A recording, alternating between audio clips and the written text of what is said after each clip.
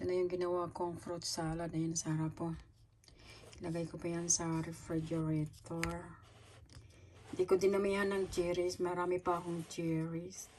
Hindi ko dinamihan kasi magkukulay pula yung cream. Kaya ganyan lang ang decoration ko. Ito gagawin kong fruit salad. Yan. Nestle cream, cherries, peach, then pineapple. Ipamigay ko lang to dito sa aking mga kilala. Yan, ito yung ginawa kong salad. Fruit salad. Yan. Pamigay ko lang to. Yan siya. Sarap.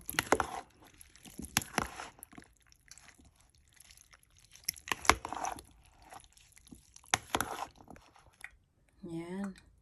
Super creamy ang aking fruit salad. 2 cans of condensed milk and 2 cans of Nestle cream.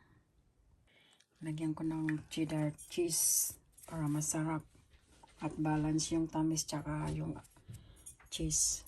Ito na yung ginawa kong fruit salad. Yan o. Super creamy. Yan.